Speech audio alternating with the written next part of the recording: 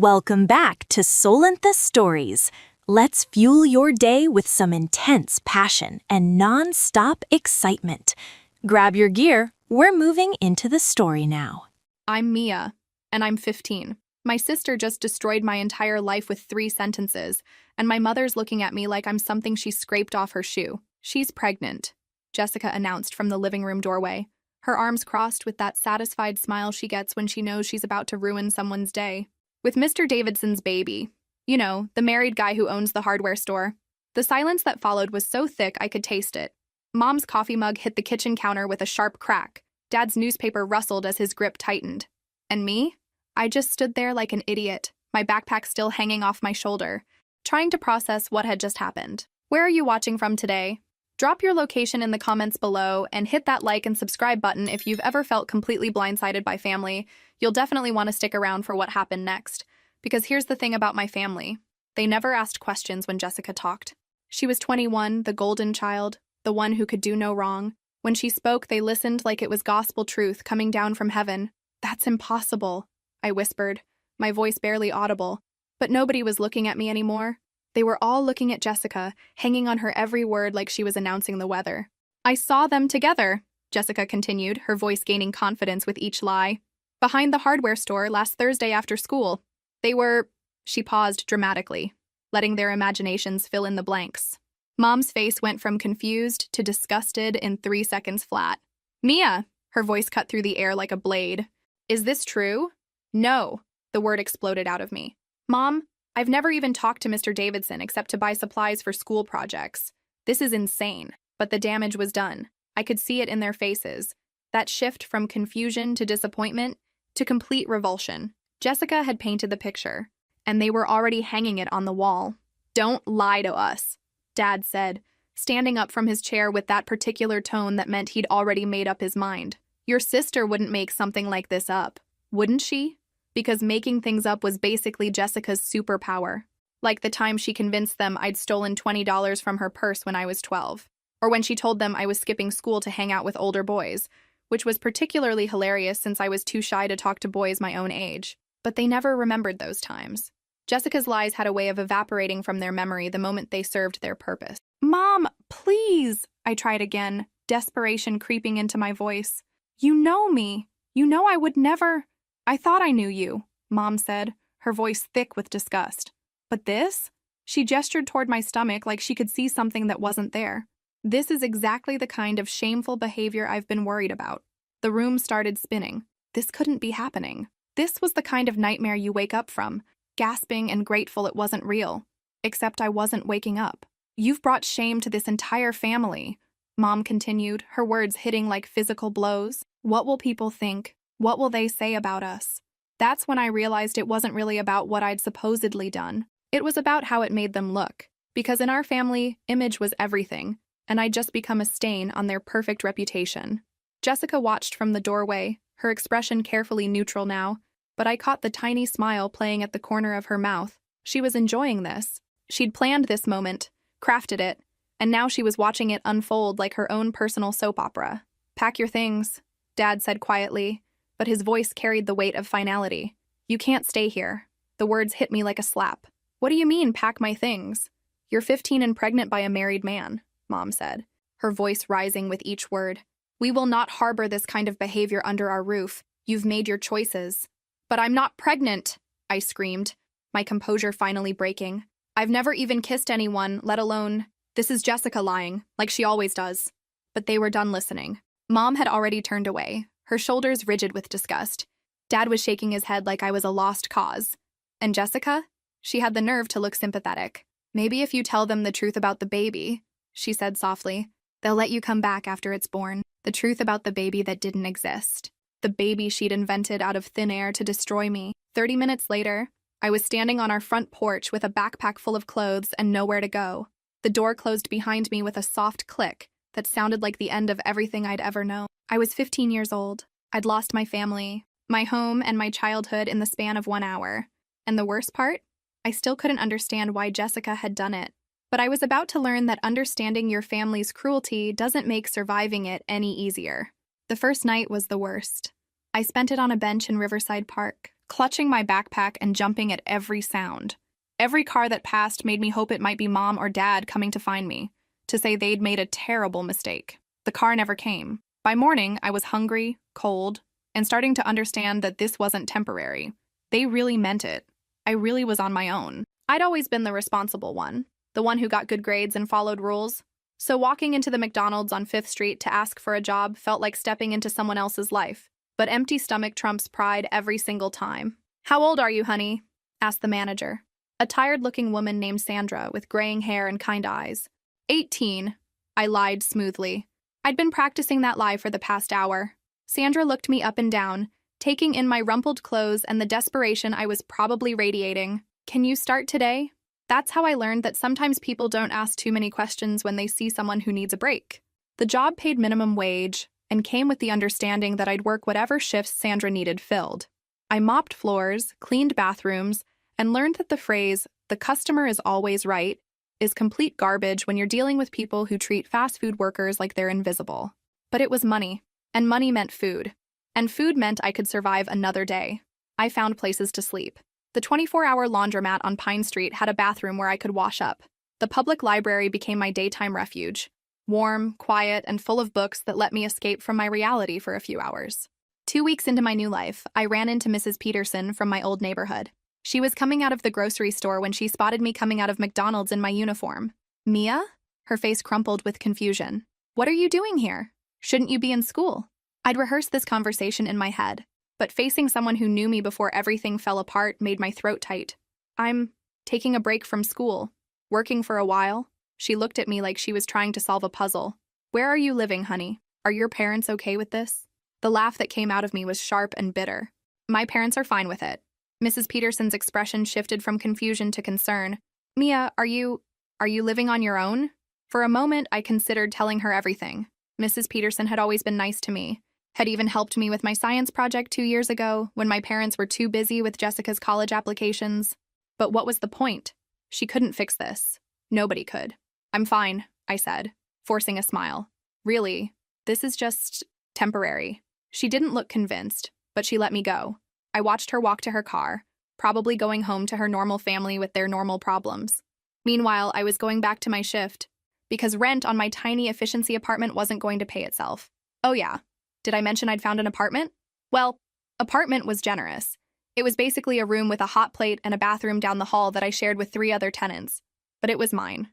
And after 3 weeks of sleeping in parks and laundromats, having 4 walls and a door that locked felt like luxury. The landlord, Mr. Chen, was either incredibly trusting or incredibly desperate for tenants because he didn't ask for references or run credit checks. Cash deposit, first month's rent, and it was mine. "You work?" he asked in broken English when I handed him the money. "Yes, sir. McDonald's on 5th Street. He nodded approvingly. "Good. Work is good. You need anything, you ask." It wasn't much, but it was kindness when I desperately needed it. The hardest part wasn't the hunger or the exhaustion or even the loneliness. It was the constant ache of confusion. I still couldn't understand why Jessica had destroyed my life. We'd never been close, but I'd never thought she actively hated me. But lying awake in my tiny room, listening to the sounds of the city through my thin walls, I started to piece together a pattern I'd been too naive to see before. Every time I'd succeeded at something, Jessica had found a way to undermine it. When I made honor roll, she'd mention how easy my classes were compared to her advanced courses. When I got picked for the debate team, she'd joke about how I just liked to argue with everyone. Small things, tiny cuts that I'd brushed off as sibling rivalry. But this wasn't rivalry, this was something else entirely. As I drifted off to sleep in my narrow bed, I made myself a promise. I was going to survive this. And someday, somehow, I was going to understand why Jessica had needed to destroy me to feel good about herself. What I didn't know yet was how much stronger you can become when you have nothing left to lose. By month 3, I'd developed what you might generously call a routine. Up at 5 a.m., shower in the communal bathroom before anyone else woke up. McDonald's by 6 for the breakfast shift. Library from 2 to 6 to study with books I'd borrowed. Evening shift at a gas station convenience store from 7 to midnight. Sleep, rinse, repeat. The gas station job was an education. Let's put it that way. Working overnight in a convenience store in the less desirable part of town teaches you things about humanity that you don't learn in high school civics class, like how to spot someone who's going to try to rob you. Hint, they spend way too much time looking around and not enough time looking at what they supposedly came to buy. Or how to handle drunk college kids who think it's hilarious to mess with the teenage girl behind the counter. Hint, the panic button under the register isn't just decorative, but it was also where I met Tony, the night security guard who worked the building next door. Tony was probably 60, built like a linebacker gone to seed, and had a protective streak a mile wide. "You're too young to be working these hours," he told me on my first week, appearing at my window around midnight with a cup of coffee. "I'm 18, I said automatically. Tony snorted. "And I'm 35. Try again." I liked him immediately. Tony was the first adult in months who'd called me on my lies but didn't make me feel ashamed of them. "None of my business," he said when I didn't elaborate. "But you got family. People who know where you are?" "No family," I said, which felt truer than any lie I'd told. Tony became my unofficial guardian angel. He'd stop by every night during his rounds, making sure I was okay, sharing coffee and stories about his own complicated family. He never pushed for details about my situation, but his presence made those long, lonely hours feel less dangerous. It was Tony who suggested I get my GED instead of trying to go back to high school. "You're smart enough," he said one night when I was complaining about falling behind. "And you're already more responsible than half the adults I know. Why waste time sitting in classes when you could be getting ahead?" The GED program met twice a week at the community college. I used my McDonald's meal breaks to attend sessions, cramming education between shifts. The other students were mostly older, adults who'd dropped out for various reasons and were trying to get their lives back on track. I fit right in, which should have been depressing, but somehow wasn't. My test scores were high enough that my instructor, Ms. Rodriguez, pulled me aside after the results came in. "Have you thought about college?" she asked. The question was so absurd I almost laughed. College? I was 17, working 2 jobs just to afford rent on a room the size of a closet. College wasn't even in the same universe as my reality. "I can't afford college," I said simply. "There are programs," she said, handing me a folder full of pamphlets. "Community college has financial aid. You could start part-time, take evening classes." I took the folder but didn't have much hope. Still, that night during my gas station shift, I read through everything. Grants, scholarships, work-study programs, a whole world of possibilities I'd never known existed. The application process was daunting, but I was getting good at figuring things out on my own. I filled out form after form, wrote essay after essay about my educational goals and life circumstances. I didn't mention being homeless at 15. I didn't mention my family's betrayal.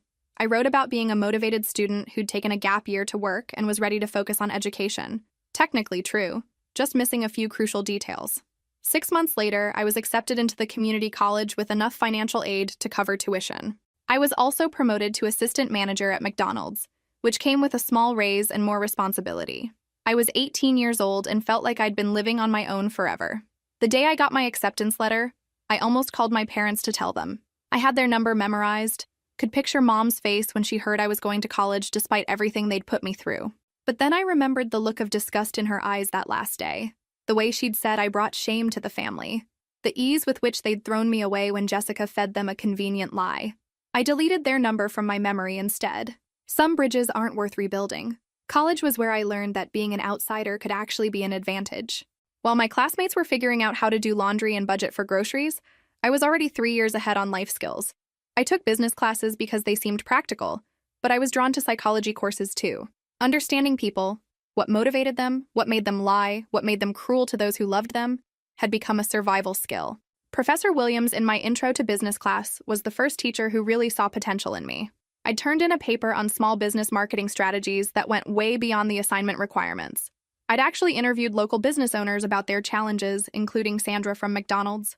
"This is graduate-level work," she told me after class. "Have you considered transferring to a 4-year university?" "I can't afford it," I said automatically. That was my answer to most opportunities. "Let me ask you something," she said, settling back in her chair. "If money weren't an obstacle, what would you want to do with your life?" Nobody had ever asked me that before. Even before Jessica's lie destroyed my family life, conversations about my future had been limited to "get good grades" and "don't embarrass us." "I think I'd like to start my own business," I heard myself say. "Something that actually helps people instead of just making money off them." Professor Williams smiled. "There are ways to make that happen. But first, you need to think bigger than community college." She helped me apply for transfer scholarships, wrote recommendation letters, and even connected me with business owners who could offer internships. For the first time since I'd lost my family, an adult was investing in my future without expecting anything in return. I transferred to State University with a partial scholarship and student loans that terrified me but seemed worth the risk. My living situation improved marginally. I shared a tiny off-campus apartment with 2 other students who barely acknowledged my existence, which was perfect. University was harder than community college, but also more rewarding. I double majored in business administration and psychology, maintaining a 3.8 GPA while working 20 hours a week at a coffee shop near campus. Junior year, I started my first real business, a tutoring service that matched struggling students with high-performing peers. Simple concept, but I saw how much money students were paying for professional tutoring and realized I could offer the same quality for half the price while paying the tutors better than minimum wage. Within 6 months, I had 15 tutors working for me and a waiting list of clients. "You have good instincts," said Dr. Peterson. No relation to Mrs. Peterson from my old neighborhood, my business strategy professor. "Most students your age think starting a business means having a revolutionary idea. You understood that execution matters more than innovation. The tutoring business taught me about profit margins, customer service, and managing people. It also taught me that I was good at seeing opportunities that others missed. During my senior year, I sold the tutoring business to an education company for enough money to pay off my student loans and put a down payment on a small duplex. I lived in one unit and rented out the other, creating my first passive income stream. At 21, I was debt-free and a property owner. Not bad for someone who'd been homeless at 15. Graduation day was bittersweet. I had nobody there to watch me walk across the stage, but I'd learned to celebrate my achievements privately. I took myself to dinner at the nicest restaurant I could afford and toasted my degree with expensive wine. "To surviving," I said to my reflection in the restaurant window. But surviving wasn't enough anymore. I wanted to thrive. After graduation, I moved to the city and took a job with a marketing firm. The pay was decent, but more importantly, I was learning how successful businesses really operated.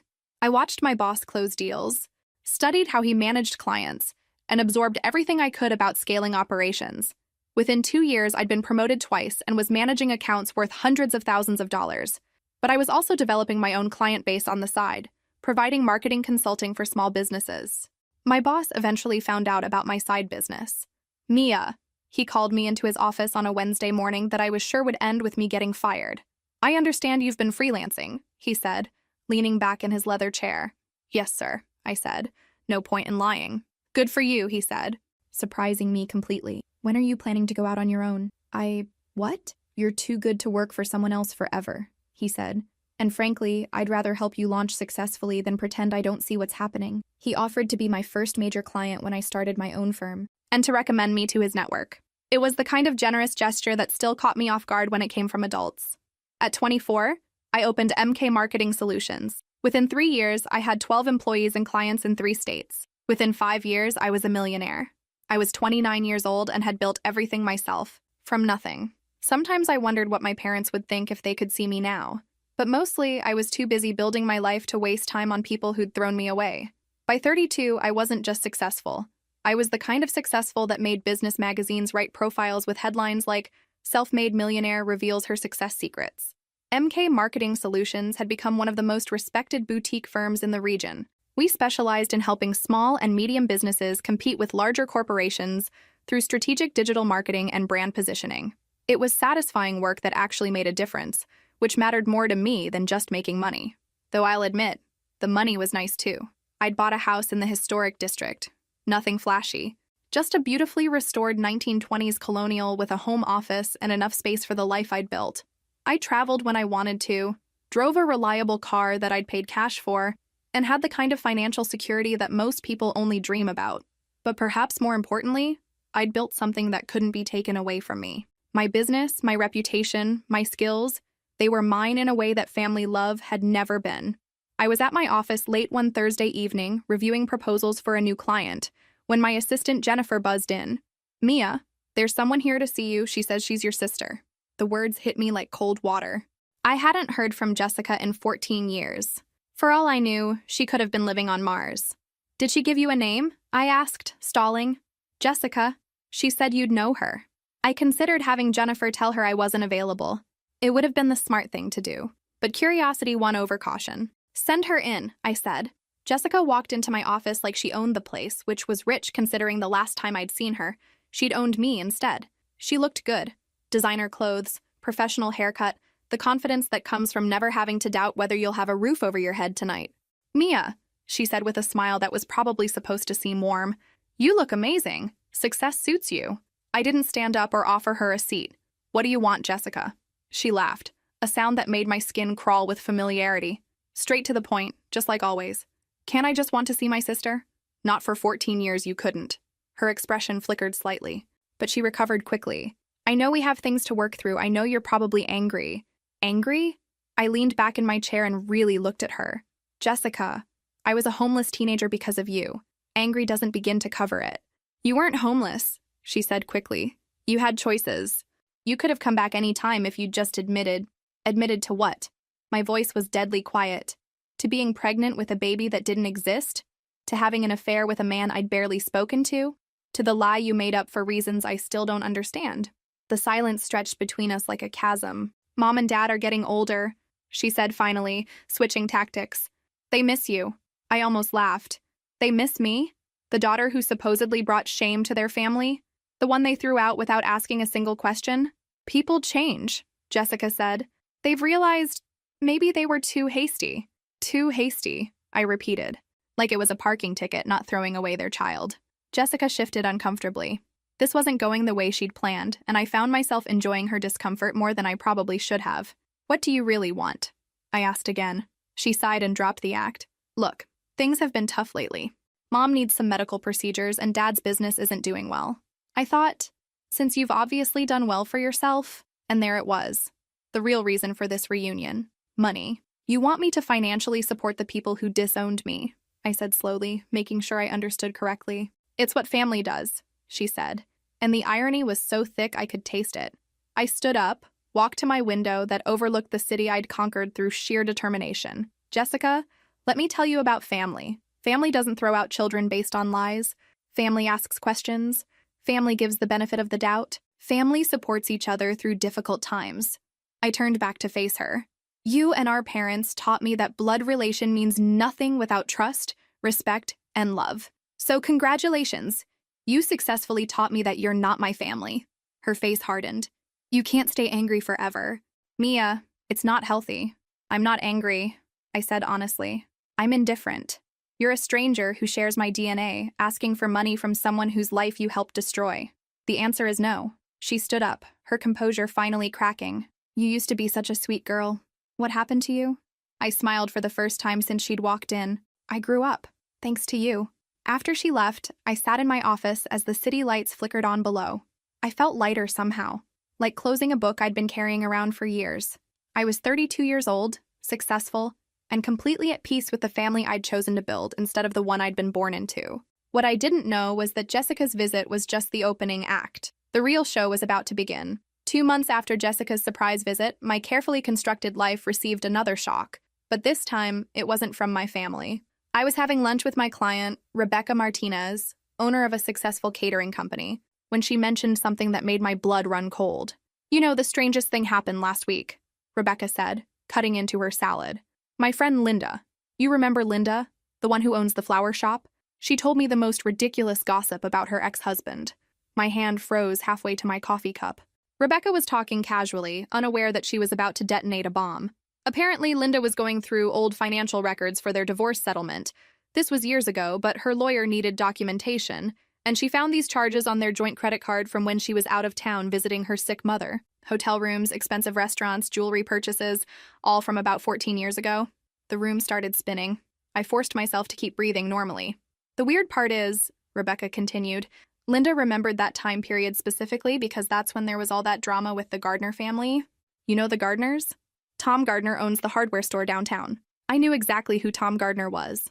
More importantly, I knew exactly what Rebecca was about to tell me. Linda's ex-husband was supposedly having an affair with their teenager daughter. At least that's what everyone said at the time. The whole family imploded over it.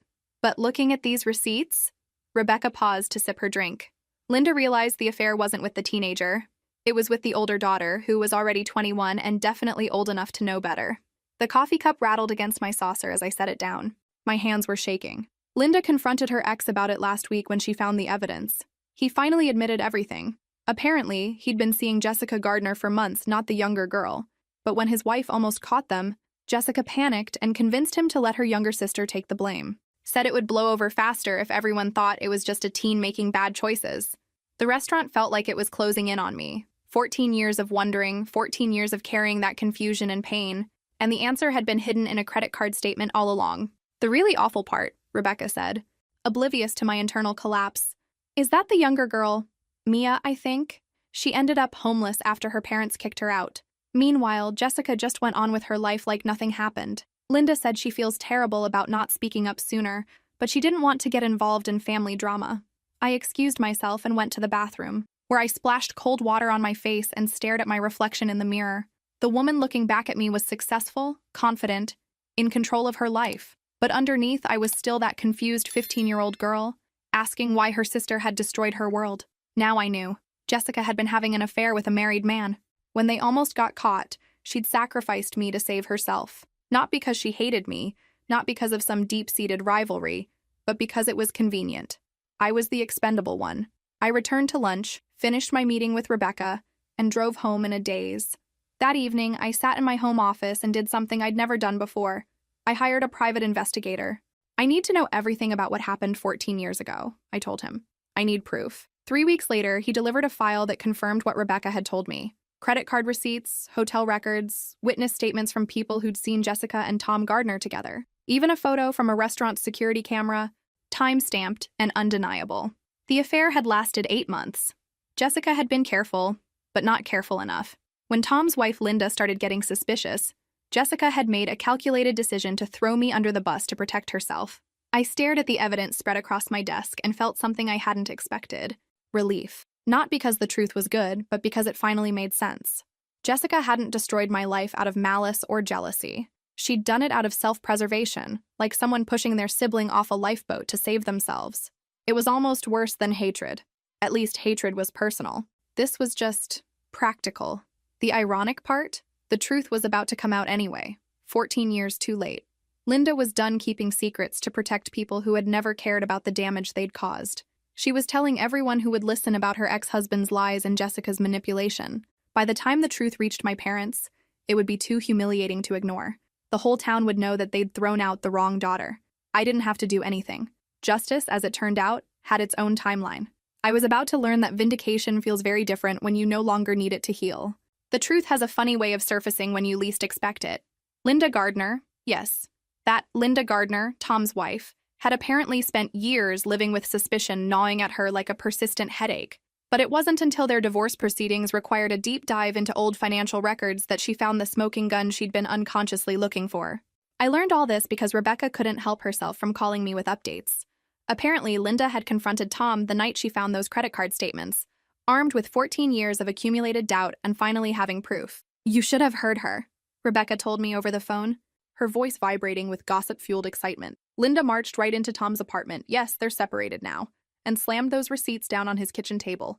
Asked him to explain why he was buying jewelry and paying for hotel rooms when she was out of town caring for her dying mother. I was sitting in my home office, supposedly reviewing quarterly reports, but Rebecca's call had my complete attention. At first, he tried to deny it, she continued. Said maybe someone stole his card information, but Linda had done her homework. She had dates, times, amounts. Everything matched up perfectly with when she was away, and Jessica was supposedly working late at that boutique job she had. The boutique job. I remembered that. Jessica had been so proud of her part-time retail position, acting like she was some kind of fashion mogul. Turns out she was using it as cover for her affair. When Linda threatened to take the evidence to a lawyer, Rebecca said, Tom finally broke down and admitted everything. The whole affair, start to finish. But here's the really sick part, Mia. When Linda asked him about the rumors that destroyed your family, Tom told her the truth.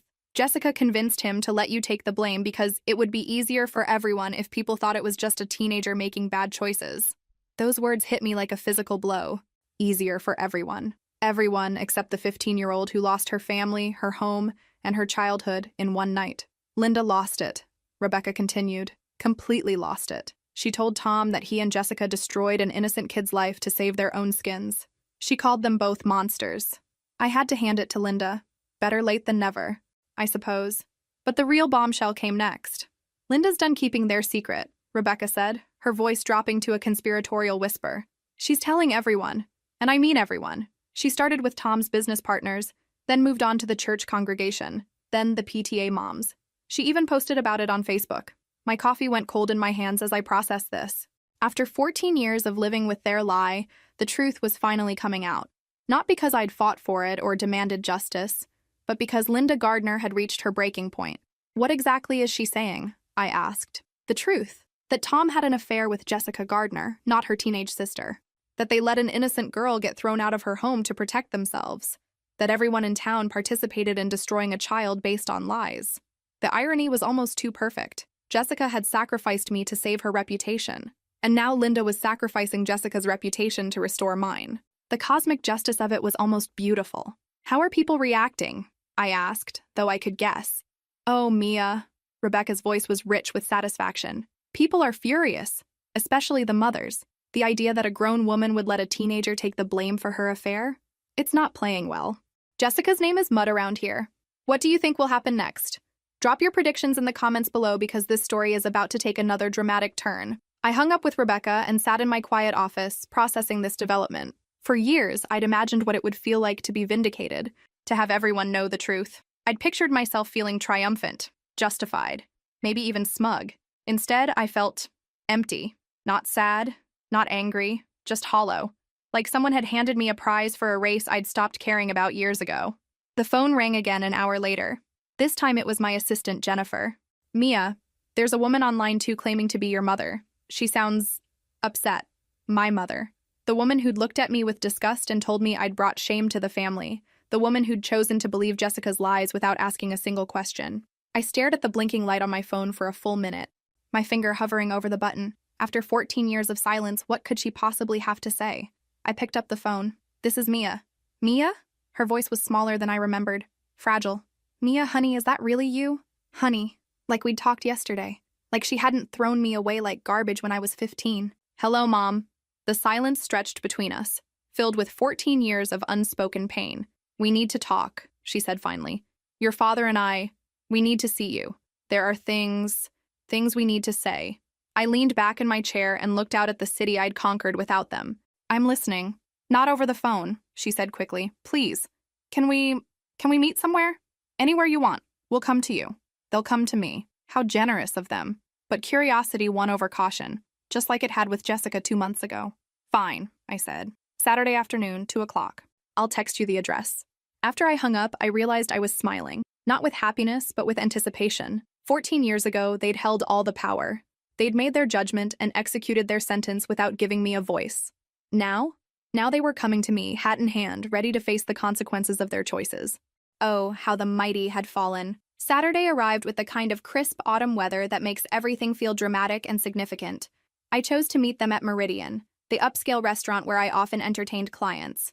Neutral territory, but definitely my turf. I arrived 15 minutes early and selected a corner table where I could watch the entrance. Power Moves 101, courtesy of 14 years of learning how to control situations instead of being at their mercy. At exactly 2 o'clock, they walked in. I almost didn't recognize them. My parents had aged in ways that went beyond simple time. Dad's shoulders were stooped, his hair completely gray now. Mom looked smaller somehow, diminished, wearing an expression of nervous uncertainty that was completely foreign on her once confident face. They spotted me immediately, probably because I was the only person in the restaurant who looked like I belonged there. Success had given me a polish that was impossible to miss. Mia, Mom breathed as they approached the table. You look successful, I finished for her, standing to shake hands rather than offering hugs. Let's keep this professional. Dad's handshake was firm, but his eyes were troubled. You've done well for yourself, he said, and there was something in his voice that might have been pride if it wasn't 14 years too late. We sat down, ordered drinks, and endured several minutes of painful small talk about the weather and how nice the restaurant was. Finally, Mom cleared her throat. I suppose you've heard, she said, her voice barely above a whisper. About Jessica's affair with Tom Gardner? Yes, I heard. Dad flinched like I'd slapped him. Mia, we had no idea. That your golden child was capable of lying? I raised an eyebrow. Really? Because I seem to remember Jessica having quite a talent for creative storytelling. Mom's eyes filled with tears. We failed you. We failed you so completely, and we don't know how to begin to apologize. You could start by admitting what you did, I said calmly. Not what happened to me. Not what Jessica did. What you did. They looked at each other, some silent communication passing between them.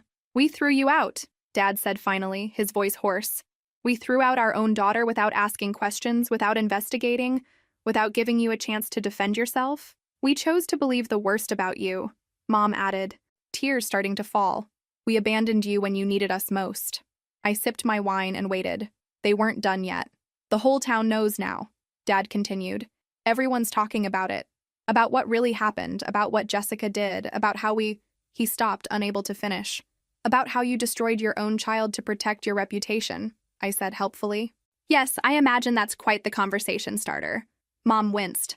"People have been calling, some to apologize for believing the lies, others to express their opinions about our parenting." I almost smiled. Almost. The same people who'd whispered about the scandal 14 years ago were now turning their judgment on my parents. Public opinion was a fickle beast. "Mrs. Henderson from church called yesterday," Mom said. "She said she always wondered why we never fought for you, never questioned Jessica's story. She said any parent worth their salt would have asked more questions." "Mrs. Henderson is right. We know," Dad said. "We know. And we're so sorry, Mia. We're so goddamn sorry." It was the first time I'd ever heard my father swear. "When we found out the truth," Mom continued, "we started looking back at everything. All the signs we missed. All the times Jessica's stories didn't quite add up. The money that disappeared from my purse.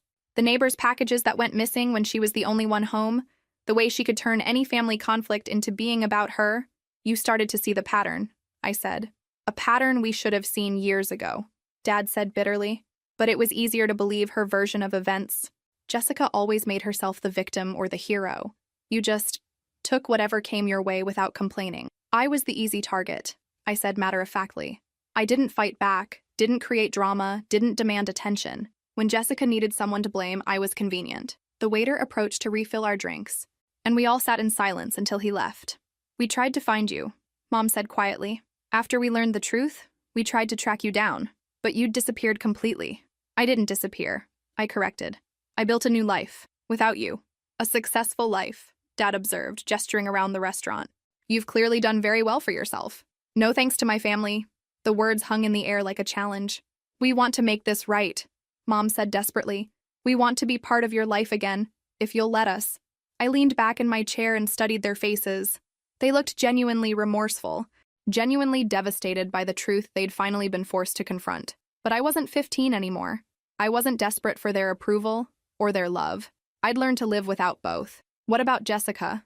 I asked. They exchanged another look, and I saw my answer before they spoke. "She's been having a hard time," Mom said carefully. "People are being very cruel to her. She's had to quit her job, and she's been staying with us while she figures out what to do next." Of course she was. Even now, even after the truth had come out, they were still protecting her. "So let me understand this correctly," I said, my voice dangerously quiet. "You want to apologize to me for throwing me out based on her lies, but you're still taking care of her after those lies have been exposed." "She's in a difficult situation," Dad said weakly. "She's in a difficult situation because she destroyed an innocent person's life to save herself," I snapped.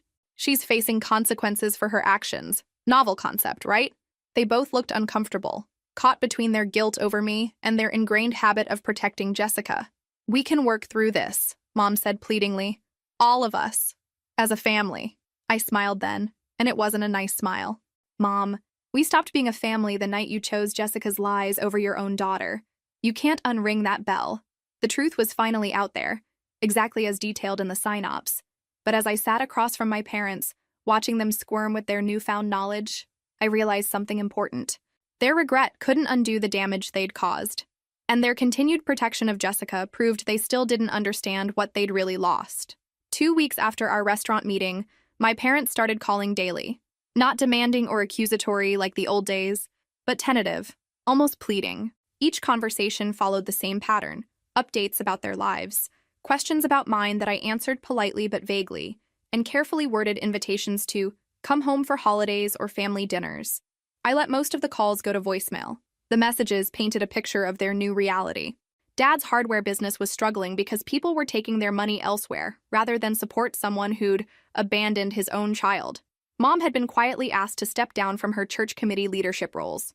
Their social circle had contracted to only the most loyal friends. "People cross the street when they see us," Mom said in one voicemail, her voice thick with tears. "Yesterday, Mrs. Patterson, you remember her? She was always so kind. She just looked right through me at the grocery store. Mrs. Patterson, who'd been concerned about me when she saw me working at McDonald's all those years ago. Apparently, she remembered that conversation too. The irony was delicious. My parents were finally experiencing what I'd lived through as a teenager, being judged, whispered about, treated like pariahs by their community. The difference was they'd earned it. But what really caught my attention was what they weren't saying in these calls. No mention of Jessica facing any real consequences. No indication that they'd stopped supporting her or demanded accountability. So I decided to do some investigating of my own. It took exactly 3 phone calls to people still in my hometown to get the full picture. Jessica was living with our parents, rent-free while they covered her expenses.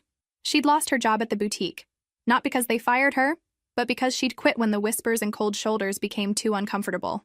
"Your sister acts like she's the victim in all this," reported Sandy, my old high school lab partner who'd reached out on Facebook. "She tells anyone who'll listen that she was just young and stupid, that she never meant for you to get hurt. Like it was all some big misunderstanding instead of a calculated betrayal. Young and stupid." At 21, Jessica had been old enough to vote, old enough to drink, old enough to sign contracts, but apparently not old enough to take responsibility for destroying her teenage sister's life. "And your parents," Sandy continued.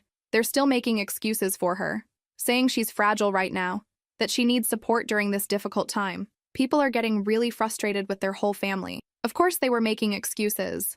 Even faced with undeniable proof of Jessica's manipulation, my parents couldn't break their pattern of protecting their golden child while expecting me to fend for myself. 3 weeks after our restaurant meeting, Dad called with a different tone in his voice. "Mia, we need to see you again. There's something important we need to discuss." "I'm listening." "Not over the phone, please." "This weekend?" Curiosity won again. This time I chose a coffee shop near my office. More casual than Meridian, but still my territory. They looked worse than they had 2 weeks earlier. The stress was eating them alive, and for the first time I felt a flicker of something that might have been sympathy. "How are you holding up?" I asked, which was probably more kindness than they deserved. "We're managing," Dad said, though his hollow eyes suggested otherwise. "But we wanted to talk to you about something specific." Mom leaned forward, her hands clasped tightly. "We've been thinking about what you said, about Jessica facing consequences, about how we've always protected her. And you're right," Dad said heavily. "We've enabled her for years. The lying, the manipulation, the way she never takes responsibility for anything. We created that by always cleaning up her messes." I waited. There was clearly more. We've been going through old incidents," Mom continued. "Things we brushed off at the time, and now we're seeing them differently." They proceeded to tell me about a pattern I'd been too young to fully understand, but had definitely experienced. Money disappearing from Mom's purse that Jessica blamed on forgetfulness. Or maybe Mia took it. Expensive items going missing when Jessica was the only one home. Arguments starting whenever attention was focused on my achievements. "Remember when you got that science fair award in 8th grade?" Dad asked. I did remember. It had been one of my proudest moments, until Jessica had thrown a fit about feeling overlooked, claiming I always got the attention while she was ignored. "We made such a big deal about making her feel better," Mom said quietly, "that we barely celebrated your achievement. And now we realize she did it on purpose. She couldn't stand for you to have something she didn't. The worst part," Dad added, "is that we taught her this behavior worked. Every time she manipulated a situation, we rewarded it by giving her what she wanted." I sipped my coffee and watched my parents grapple with truths they should have faced decades ago. Better late than never, I supposed, but it was still decades too late. "What are you going to do about it?" I asked. They looked at each other with the expression of people facing an unpleasant but necessary task. "We're going to stop enabling her," Mom said. "We've already started. We told her she needs to find a job and start paying rent. And if she refuses, then she'll need to find somewhere else to live," Dad said, though his voice lacked conviction. I leaned back and studied them. They meant well, I could see that. But after 36 years of protecting Jessica from consequences, I doubted they had the backbone to follow through. "What's the real reason you wanted to see me today?" I asked. Mom's face crumpled slightly. "We were hoping, maybe if you came back, if our family started healing, people might be more willing to forgive us." Ah, there it was. Even their newfound awareness was ultimately about them. They didn't want to change their relationship with Jessica because it was right. They wanted to change it because their reputation depended on it. And Jessica? How does she feel about this new accountability? "She's adjusting," Dad said diplomatically, which meant she was fighting them every step of the way, probably playing the victim, probably threatening to cut them off if they didn't protect her like they always had. I stood up. suddenly tired of this conversation. Good luck with that, I said. I hope you follow through. Will you consider giving us another chance? Mom asked desperately. All of us? I looked down at these people who'd given me life and then nearly destroyed it. They were trying, I could see that. But they were still the same people who'd chosen Jessica's comfort over my survival for my entire childhood. I'll think about it, I said, which was more than they deserved but less than they hoped for. As I walked back to my car, I realized I wasn't angry anymore. I was just done. Done waiting for them to become the parents I'd needed. Done hoping they'd choose me over Jessica. Done caring about their approval or their regret. They'd created this mess.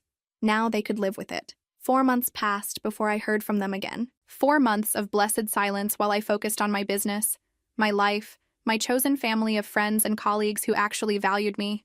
The call came on a Tuesday morning while I was reviewing contracts in my office. Mia? Mom's voice was different. Older, more tired, but also steadier somehow. Do you have a minute to talk? I'm listening. We did it, she said simply. We told Jessica she had to leave. I set down my pen and gave her my full attention. What happened? She got a job offer in Denver. Good position, decent pay, enough to support herself.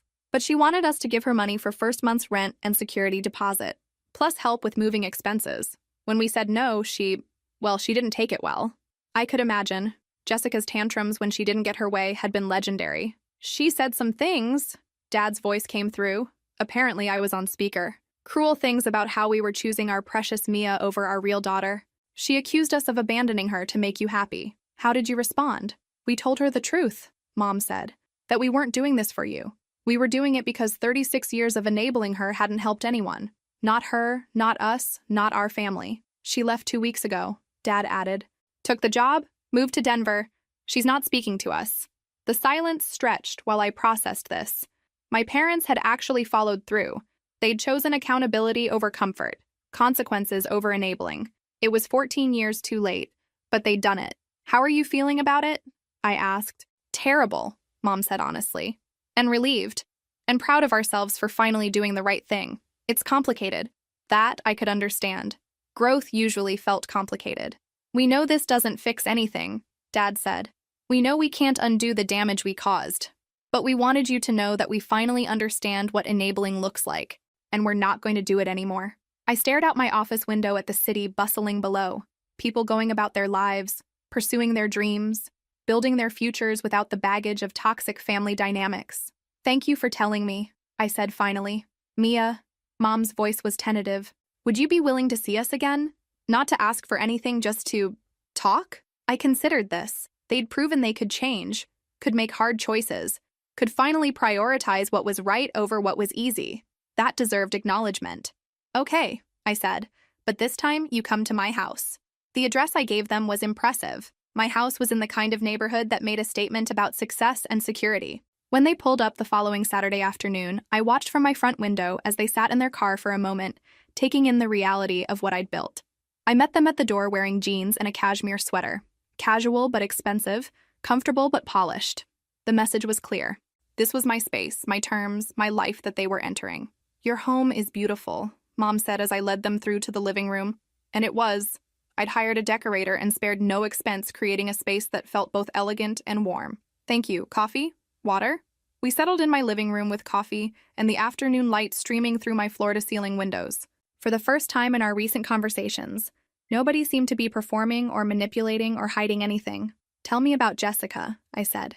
Dad sighed heavily. She called last week. She's struggling in Denver, claims her coworkers don't like her, says her apartment is too expensive and the city is unfriendly. Let me guess. She wants to come home. She wants us to support her while she finds herself, Mom said with air quotes. Says this is all our fault for forcing her to leave before she was ready. What did you tell her? That she's 36 years old and needs to figure it out, Dad said. That we love her, but we're not going to rescue her from the consequences of her own choices anymore. I almost smiled. Almost. She hung up on us, Mom added. Said we'd destroyed our family by choosing our ungrateful daughter over her. Ungrateful. The word sat in the air between us like a bomb waiting to explode. She never did understand irony, I said finally. We talked for 2 hours. About their business struggles, their social isolation, their process of examining their parenting choices and family dynamics. They asked about my work, my life, my travels, real questions that showed genuine interest rather than judgment. We're proud of you, Dad said, as they were getting ready to leave. Not just successful, but kind, strong, independent. Despite everything we put you through, you became an incredible woman. Despite everything, not because of it, I corrected gently. We know, Mom said. We know we can't take credit for who you became. You did that yourself. At the door, Mom hesitated. Mia, I know we don't deserve it. And I know it might be impossible, but is there any chance we could be part of your life again? Not the way things were before, but something new? I looked at these people who'd failed me so completely, but who'd finally learned to fail better. They weren't the parents I'd needed growing up, but they might be people I could respect as an adult. We'll see, I said. Take it slow, see how it goes. It wasn't forgiveness exactly, and it wasn't a reunion. It was something more careful and conditional, a possibility rather than a promise. But for the first time in 14 years, it felt like a start. 6 months of tentative, careful relationship building followed. Monthly dinners, occasional phone calls, updates about their lives that didn't include expectations about mine. My parents were learning how to interact with me as an adult, rather than as the daughter they'd failed to protect. It was nice. Not perfect, not the close family relationship some people enjoyed, but respectful and genuine in ways our family dynamics had never been before. Which is why their phone call on a rainy Thursday evening caught me completely off guard. Mia, we need to talk to you about something, Dad said, his voice carrying that careful tone I'd learned to recognize as trouble. What's going on? It's about Jessica, Mom said, jumping in. She's been having a really hard time in Denver. I set down my wine glass and settled in for what I suspected would be an unpleasant conversation. Define hard time, I said. She lost her job 3 weeks ago, Dad explained. Something about personality conflicts with her supervisor. She's behind on rent, and her landlord is threatening eviction. Of course he was. Jessica had always been gifted at creating personality conflicts whenever people held her accountable for anything. I see. And? She's asked to come home, Mom said quietly. Temporarily, just until she gets back on her feet. The silence stretched while I processed this. After 6 months of growth, after finally learning to say no to their golden child, my parents were wavering. What did you tell her? I asked, though I suspected I already knew. We said we'd think about it, Dad admitted. We're conflicted, Mom added quickly. We know what you said about enabling, and we agree with you, but she's our daughter, and she's in trouble. She's 36 years old, I said flatly. She's not in trouble. She's facing consequences. We know, but what? But she's Jessica, so different rules apply? The silence on the other end told me everything I needed to know. Have you asked her what her plan is? I continued. How long temporarily means? What she's doing to address the pattern of job conflicts? Whether she's taken any responsibility for the situation she's in? She says it wasn't her fault, Mom said weakly. That her boss was unreasonable? That the work environment was toxic? I laughed, and it wasn't a pleasant sound. Of course she does. Because Jessica is never at fault for anything, is she? It's always someone else's problem. Mia, please, Dad said. We're trying to do the right thing here. The right thing for whom? For Jessica, who needs to learn that actions have consequences. Or for yourselves, because it's easier to enable her than deal with her tantrums? They didn't answer, which was answer enough. Let me ask you something, I said, walking to my window to look out at the city lights. In the 6 months since Jessica moved to Denver, how many times has she called just to check on you? How many times has she asked about your health, your business, your lives without needing something from you? More silence. That's what I thought. But the minute she needs money and a place to stay, suddenly she remembers she has parents. She's still our daughter, Mom said, tears in her voice. So am I replied quietly. And when I needed you most, you threw me away without a second thought. But Jessica gets infinite chances because she's learned how to manipulate your guilt. I heard Mom's sharp intake of breath. That's not fair, Dad said. Isn't it? You spent my entire childhood prioritizing Jessica's comfort over my well-being. You threw me out of your home based on her lies. You enabled her manipulation for decades. And now, after 6 months of pretending you've changed, you're ready to do it all over again. We have changed, Mom protested. Have you? Because from where I'm sitting, it sounds like Jessica called crying and you immediately started making excuses for her. Sounds like the same pattern to me. The harsh truth was that I'd known this moment would come. I'd hoped my parents had genuinely learned something, but part of me had been waiting for them to revert to their default setting. Protect Jessica at all costs. What would you have us do? Dad asked. Let her be homeless? I'd have you be honest about what's happening here, I said. Jessica created this situation. Jessica can solve this situation. You helping her avoid consequences isn't love, it's enabling. And frankly, it's insulting to me that you think I'd support it. We're not asking you to support anything, Mom said quickly. Yes, you are. You're asking me to pretend that our relationship can continue while you go back to prioritizing Jessica's wants over basic fairness. You're asking me to watch you throw away 6 months of growth because Jessica snapped her fingers. I paused, looking at my reflection in the dark window. Here's what I think you should do, I continued. Tell Jessica that she's an adult who needs to solve her own problems, that you love her but won't rescue her from her own choices, that you'll support her emotionally but not financially, that she needs to find her own way forward. And if she cuts us off? Dad asked quietly. Then you'll learn who she really is, I said. Someone who only loves you when you're useful to her. The conversation ended soon after, with promises to think about what I'd said and consider all options. But I could hear it in their voices. They were going to take Jessica back. They were going to fall right back into their old patterns. As I hung up the phone, I felt something I hadn't experienced in months. Complete clarity. I'd given my parents a chance to prove they'd really changed. Instead, they'd proven that their growth was conditional, limited, and ultimately reversible when tested by Jessica's manipulation. I wasn't angry. I was just done. Some people never really change. They just learn to hide their dysfunction better for a while. And I was too old to keep hoping they'd become the parents I'd needed. They took her back, of course. Jessica moved home 3 days after our phone conversation, and my parents fell right back into their familiar patterns of justification and enablement. I learned this not from them. They stopped calling after Jessica moved in, probably because they knew I'd disapprove, but from Sandy, who'd become my unofficial hometown correspondent. Your sister's back, she reported during one of our monthly catch-up calls. Living with your parents rent-free while she looks for opportunities. That's a direct quote from your mother. By the way, how long has it been? I asked. 2 months now. And get this. Yesterday, I saw Jessica at the grocery store and she was complaining to anyone who'd listen about how hard it is to find good employers these days. Apparently, every company in Denver had toxic management. I almost smiled. Some things never changed. And your parents? Looking exhausted. Your dad's business is barely hanging on. Turns out publicly shunning your innocent daughter isn't great for customer loyalty.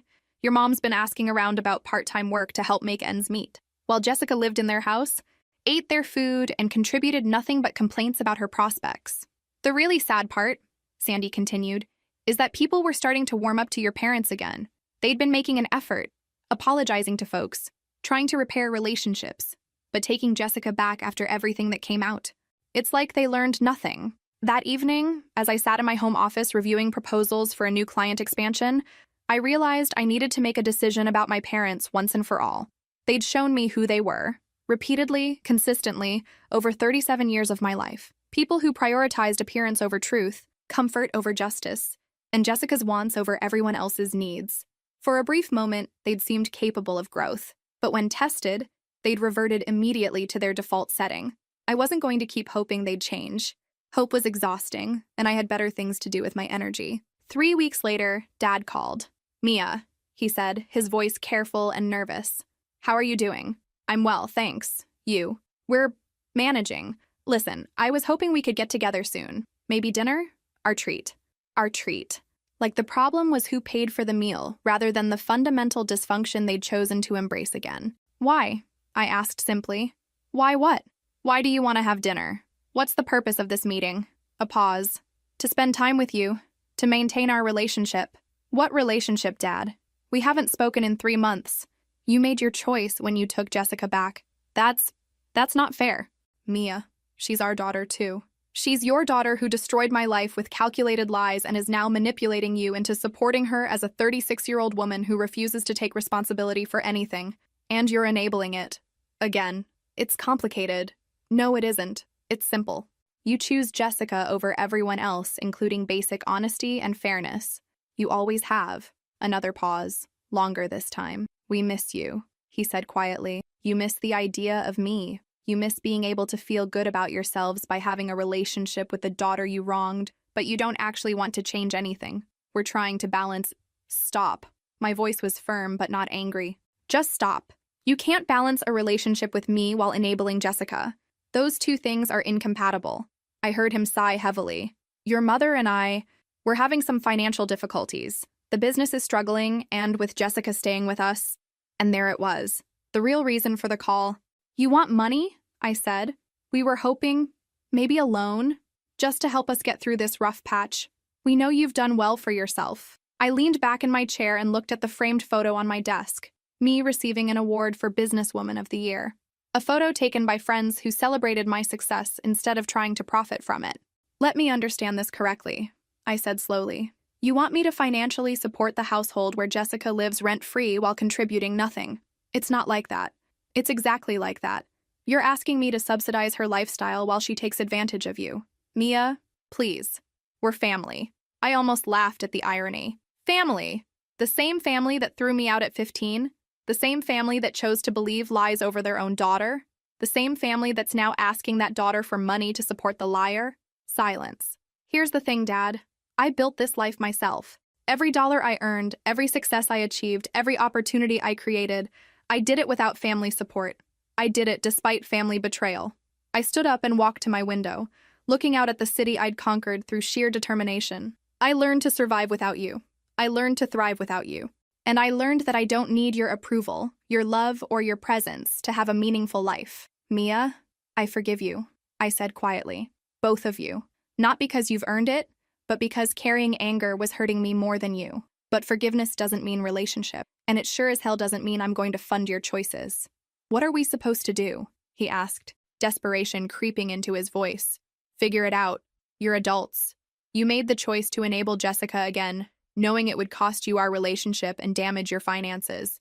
Now you get to live with those consequences. I paused, making sure my next words were clear. As long as you're supporting Jessica while she contributes nothing, you won't receive a penny from me. As long as you're enabling her manipulation and irresponsibility, we won't have a relationship. And as long as you prioritize her comfort over basic fairness, you'll have exactly the family you chose to create. You're really going to cut us off? I'm not cutting you off, Dad. I'm choosing not to participate in dysfunction. There's a difference. After I hung up, I sat in my quiet office and felt something I'd been seeking for 22 years. Complete peace.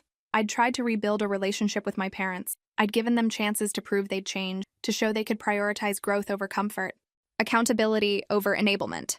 Instead, they'd shown me exactly who they were. People who would sacrifice anything and anyone to maintain Jessica's approval. And I was okay with that.